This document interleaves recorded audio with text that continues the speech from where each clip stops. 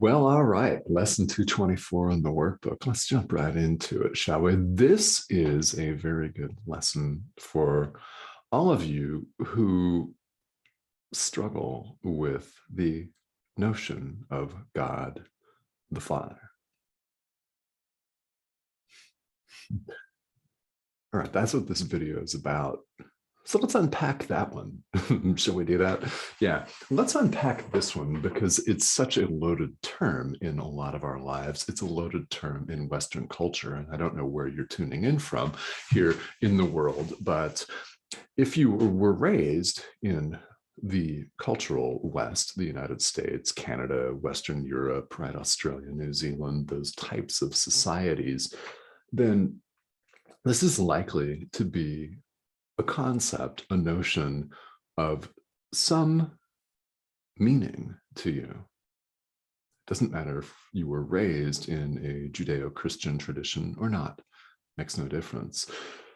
Culturally, just being in a place like the West, Western Europe, Canada, the US, right? Or even any one of the predominantly Roman Catholic countries like in Latin America. Yeah, even being around so many people from the Judeo-Christian tradition, likely you formulated at a young age opinions about this concept.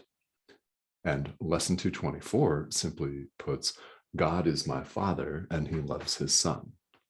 God is my Father and he loves his Son. So, food for thought. What are your concepts around this idea? Are you, in fact, resistant to it? Are you very resistant to it? Have you been resistant to it in the past and it's not as much so now? Or are you not resistant to this at all? Are you fully joyful and accepting of this truth? Man, these are the questions that I've got for you today. And why not? The teacher should always ask some questions, right? Because what we're talking about here in spirituality, I mean, yes, I'm sharing my experience, but what we're talking about here is you. It's your experience that matters. That's what counts. Does this resonate with you?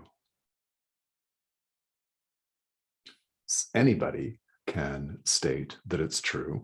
A Course in Miracles states that it's true. I'm stating that it's true. Sooner or later, each and every one of us will have the experience that this is true. But to the degree that there's still some resistance going on, so be it. Right? So be it. I mean, spiritual inquiry is inquiry, hence the word inquiry in there. It's asking questions, yeah? Including the fundamental question that I hope that if you haven't asked already, that you will. Who am I? Yeah, who am I?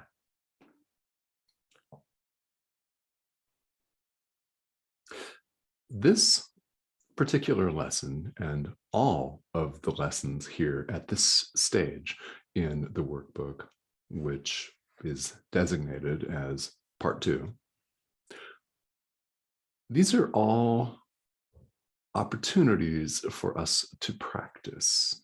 These are opportunities for us to drop all of our drama, all of the busyness that typifies our life in the world, and allow ourselves to experience the presence of God, to allow ourselves to experience the love of God, to allow ourselves to let truth be just as it is, nothing more and nothing less, simply as it is in the present moment, the only moment that exists. These are practice opportunities for us. And the Workbook doesn't say a whole awful lot in terms of commentary. It states in the very first sentence explaining part 2 of the workbook that words will mean little now.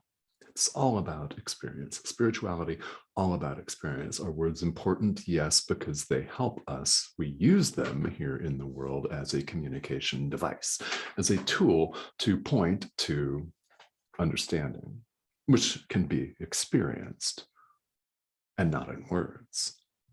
Right? We point with words to the experience. Each of us experiences. So you experience the truth of these words when you sit and allow yourself to.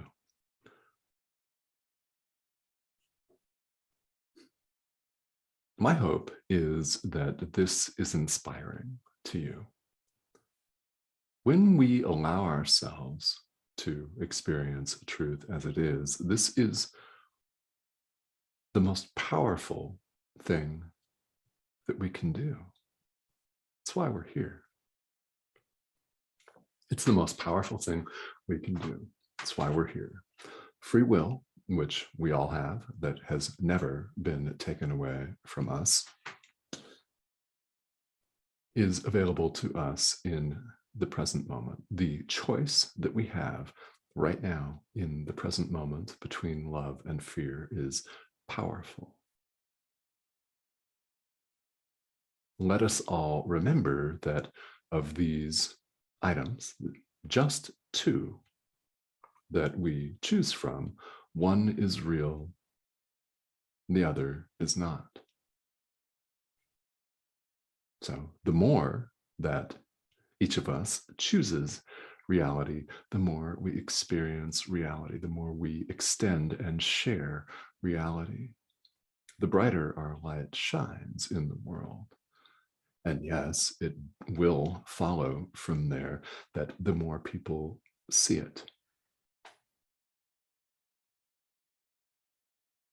it can't not be that way. It is that way. The more people see it. Which, in a world where we all appear to be clamoring for attention, when someone shines light with a capital L, yeah, when someone extends love with a capital L, that is the brightest light that we can extend. The more we extend it, the more people see it. And quite clearly, the more powerfully, the more authentically, if you prefer that word, the more real you are, the more impactful you are when you show up. Now, is not that what we're all going for here?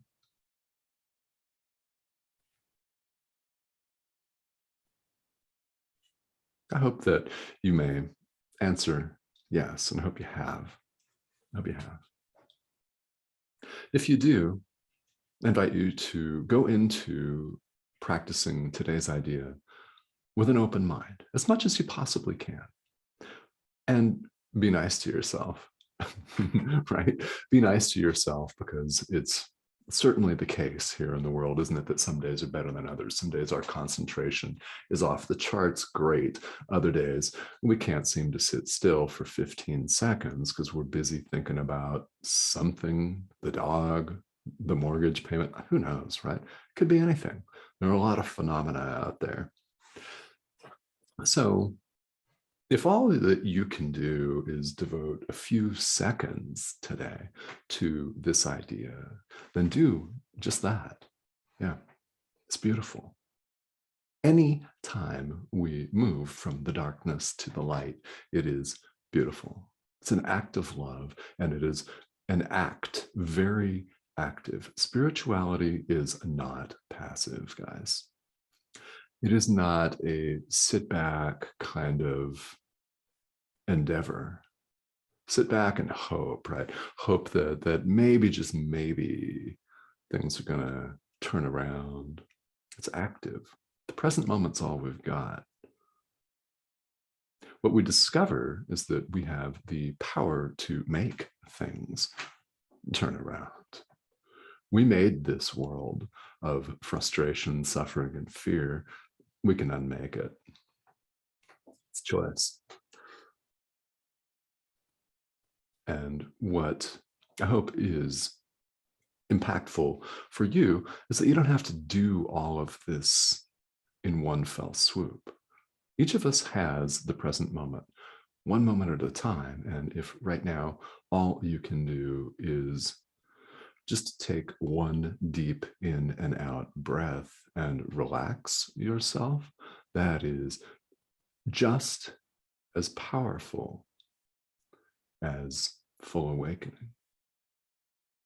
Remember, there is no order of difficulty in miracles. And the Course goes on to state that all expressions of love are maximal. There are no gradations. This is the power that we all have inherent in us. It, in fact, is who we are.